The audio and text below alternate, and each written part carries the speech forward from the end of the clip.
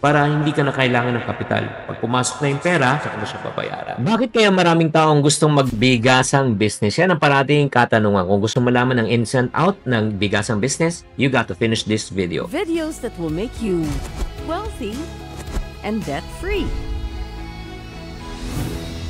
Hi there, this is Chinkitan, your pambansang wealth coach. Lahat ng mga tao parating nga nagsasabi sa maganda bang bigasan? Yan po ang pag-uusapan po natin. Una, bakit ba talaga gusto ng tao ang bigasan business? Laging may bumibili, di ba? Hindi ka maubusan ng market. Luzon, Visayas, Mindanao, ang tao ay kumakain ng bigas, di ba? And then number 2, hindi siya luho, pangangailangan siya. And then number 3, kahit na may crisis, inflation, pandemic proof, di ba? Hindi tulad ng ibang negosyo seasonal. Like for example, ice cream, medyo seasonal lang konti. Or if not naman, yung mga gadgets, di ba? Fashion, hindi siya daily necessity, di ba? Ang importante lang sa ganitong negosyo, ito lang tip ko po sa inyo, maghanap ng tamang location. Mas maganda na malapit po sa pamilihan, subdivision, palengke. Sigurado ba na maganda foot traffic? Number 2, ang kaganda ng bigasang business is because mabilis po yung ROI, return of investment. Kasi kasama na siya sa tinatawag namin FMCG, fast moving consumer good. Araw-araw bumibili ang tao, nauubos ang stocks. Tapos, alam mo, ang return of investment nito, kung tama ang diskarte mo, 3 to 6 months. Kung nasa tamang location. At mas mabilis din kumita, pwedeng either, ang kagandahan po ng model na ito, pwede kang mag-retail, person to person, o pwede kang mag-wholesale. Yung tinatawag nating business to business. Again, maghanap ka lang ng mga suking tindahan na pwede mong baksakan ng mga maramihan, or if not naman, maghanap ka ng mga restaurant o mga parisan na kung ang lakas nilang bumili talaga ng mga bigas. Number 3, ang kagandahan ng bigasang business, pwede mong simulan kahit na maliit lang ang puhunan, di ba? Maglagay tayo ng presyo ng small, medium, at saka large, okay? Small, 20 to 50,000. Small, sorry, sa store, set up. As a matter of fact, 10,000 pwede na. Mid-size, siguro 100,000 to 300.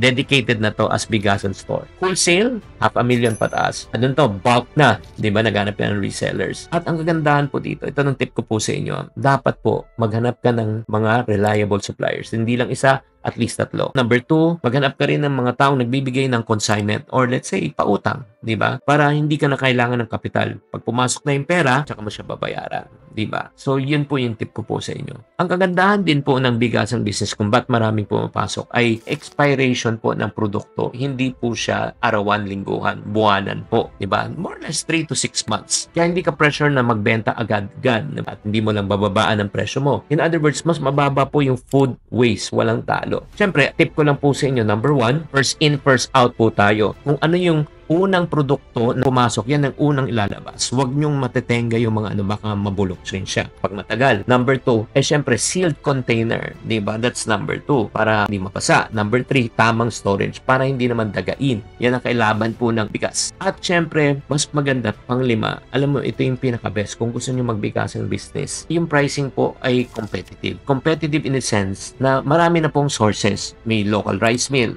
pwede kang direct sa farmers, pwede kang kumuha sa wholesalers. Kaya nga, ang importante, marami ka dapat supplier na makuha para you can get the best price. Again, why bigasang business is good? Kasi madaling i-sideline. Uy, kailangan mo ng bigas.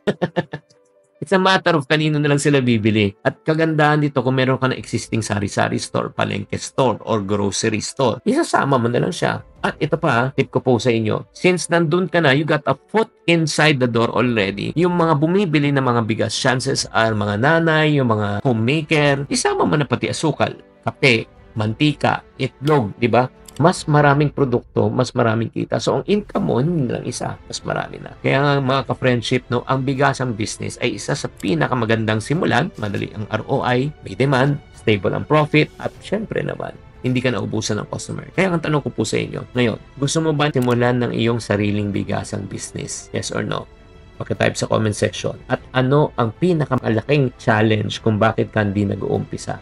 If you like this episode, no, please, like mo naman. Then, don't forget to also comment and share this video and subscribe. Sana naman naliwanagan po kayo. Again, kung may mga tanong kayo about business, anong gusto nyong gawin kong review sa mga businesses, please type in sa comment section and I will do the review for you. Tatandaan, tamang karunungan, tamang disiplina ang susi sa pagyaman. Gusto nyo ba magkaroon ng additional income without affecting your present income? Nabalitaan nyo na ba yung income multiplier method? These are what we call as the simple strategies that I personally use to earn 6-digit to 7-digit income per month. i-reveal ko na. Dito, matutunan mo kung paano mag-multiply ng iyong present income. And then next also, paano gumamit ng simple, powerful strategies. At the same time, gamitin ang present skills and experience mo to monetize. And the good news, this is absolutely for free. So all you need to do is just click the link below or just type IMM in the comment section.